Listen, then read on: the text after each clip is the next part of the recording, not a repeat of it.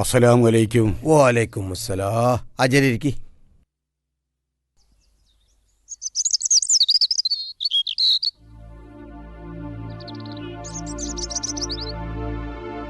കുഞ്ഞിക്കാതറാജി വല്ല പ്രത്യേക ഉദ്ദേശം ഉണ്ടായിട്ട് ഇറങ്ങിയതാണോ? അത് എന്റെ മോൻ നാസർ കെട്ടിയ പെണ്ണിനെ അസനാജിന്റെ വീട്ടിൽ കൊണ്ടാക്കിയ വിവരം ബാവ അറിഞ്ഞു കാണുമല്ലോ. അറിഞ്ഞു. ആ, നിങ്ങളുടെ ബന്ധുവാണല്ലോ അസനാജി. മൂപ്പര മോളെ കാര്യം തീർത്ത് കിട്ടണമെന്ന് പറഞ്ഞ് ആളെ വിട്ടിരുന്നു. കാര്യങ്ങൾ അവിടം വരെ എത്തിയോ?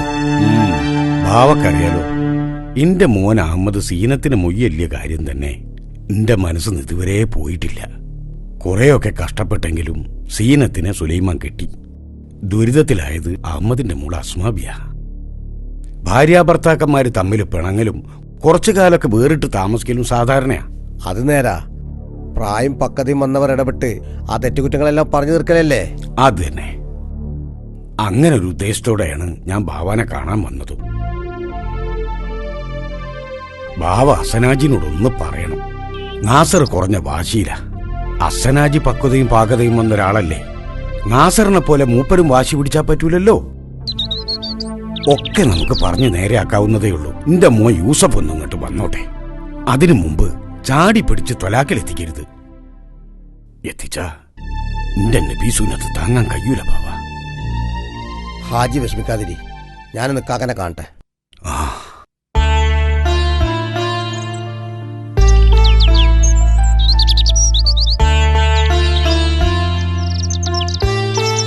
മോളെ, വലിയ തെറ്റായിപ്പോയി ഇപ്പൊ മോളോട് ചെയ്തത്. എന്റെ മോളെ അന്നാ പരീക്ഷ പോലും എഴുതാൻ സമ്മതിക്കാതെ പെട്ടെന്നെടുത്ത തീരുമാനത്തിന് പിടിച്ചങ്ങ് കെട്ടിച്ചു. വേണ്ടായിരുന്നു എന്ന് ഇപ്പൊ തോന്നുകയാണ്. പെൺകുട്ടികളാ പഠിക്കേണ്ടത്. പഠിച്ചൊരു തൊഴിൽ കിട്ടിയാല് ആരെയും ആശ്രയിക്കാതെ ജീവിക്കാലോ.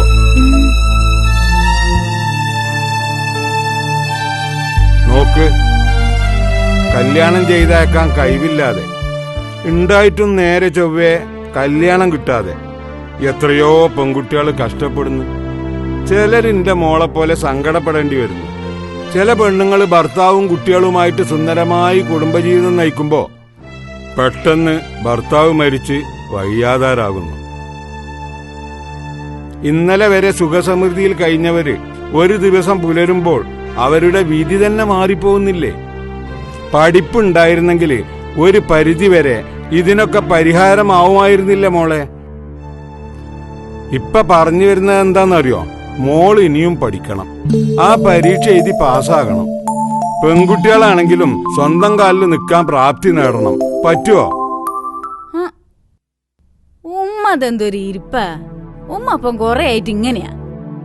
ഉമ്മാന്റെ ഇരിപ്പ് കണ്ടാ തോന്നും മരുമോളല്ല മോളെ ആ കാര്യം തീർക്കാൻ പോകുന്നതെന്ന്. അത് നേരാ. നാസറുണ്ട് ഇപ്പൊ പ്രസിഡന്റിന്റെ ഒപ്പം ഇറങ്ങിക്കണ്. പെണ്ണ് കാണാനാ. ദിവസം 3-4 പെണ്ണുങ്ങളെ കാണുന്നുണ്ട്. ഒന്നും അങ്ങോട്ട് തരാവണില്ല. അതെന്താ സൂറ? അതെങ്ങനെയാ? കല്യാണം മുടക്കിയാള് വെറുതെ വിട്ടിട്ട് വേണ്ടേ? അതും നേരെന്നെ. പ്രസിഡന്റ് ആരാന്ന വിചാരോ? ആൺകുട്ടിയല്ലേ. നദീറ പെങ്ങളെ മോളാണെങ്കിലും തോന്നിയാസ്തിനൊന്നും മൂപ്പരെ കിട്ടൂല. നാസറിന് ശ്രീധനം വേണ്ടാന്ന് കേട്ടപ്പോ ഓനെ പെണ്ണ് കെട്ടിച്ചിട്ടേ അടങ്ങൂന്ന്.